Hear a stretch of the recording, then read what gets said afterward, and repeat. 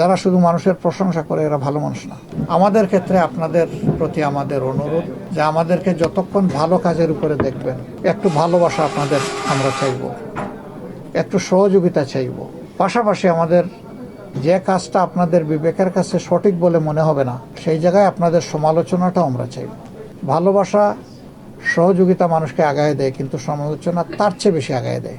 যারা শুধু মানুষের প্রশংসা করে এরা ভালো মানুষ না। প্রশংসার পাশাপাশি মানুষকেও ভুলের উঠবে না।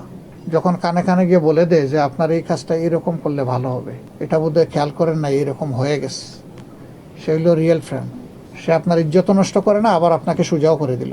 কিছু লোক আছে আপনাকে বলবে না, সমাজকে বলে দেবে, সেও আপনার ফ্রেন্ড।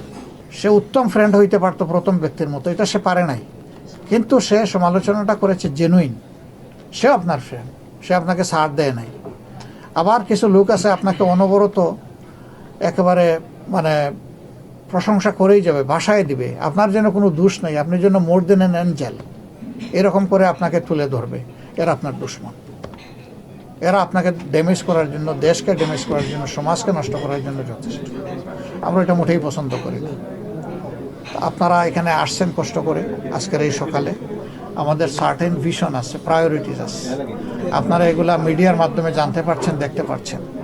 এই জায়গাগুলোতে আপনাদের যদি কোনো কনসার্ন থাকে আমাদেরকে বলবেন, আমরা ইনশাল্লাহ সংশোধন করে নেব।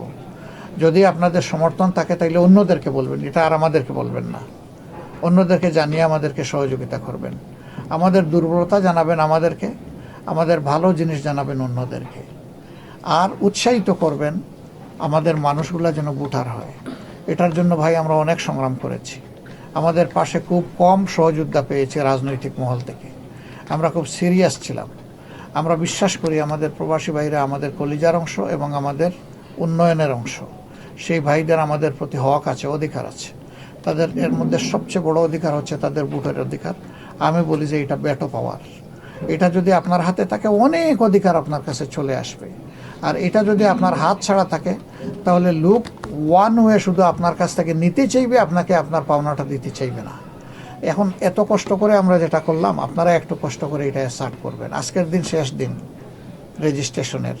আমরা ফিরে গিয়ে, আমি আমেরিকায় দেখেছি, এখানেও দেখছি, বিভিন্ন দেশ থেকে এই মেসেজ পাচ্ছি।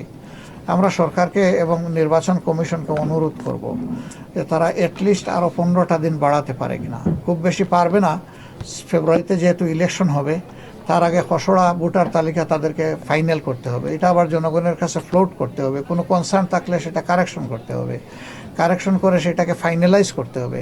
ফাইনালাইজ করার পরেই তারা শুধু স্কেজুয়াল ডিক্লারেশন করতে পারবেন, এর আগে পারবেন না।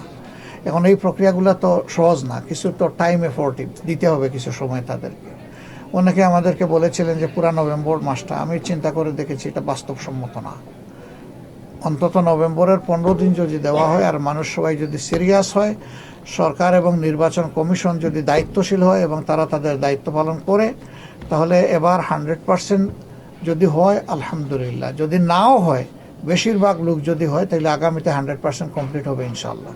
আমরা আশা করি দরজাটা যে ওপেন হয়েছে, গুরুত্বটা যে সবাই স্বীকৃতি দিয়েছে, স্বীকার করে নিয়েছে, এটাই একটা অ্যাচিভমেন্ট। এখন বাকিটা ইনশাল্লাহ আপনাদের সমানতালে যুদ্ধ করতে হবে আপনাদের অধিকার আপনাদের আদায় করার জন্য এবং ভোটের অধিকার নিশ্চিত করার জন্য।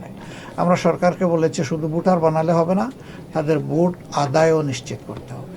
যে আপনারা যারে ভালো মনে করেন, আপনি আপনার চয়েসের পার্টি ম্যানকে ভোট দিবেন, কিন্তু আমাদের অনুরোধ আপনাদের প্রতি অবশ্যই ভোট দেবেন।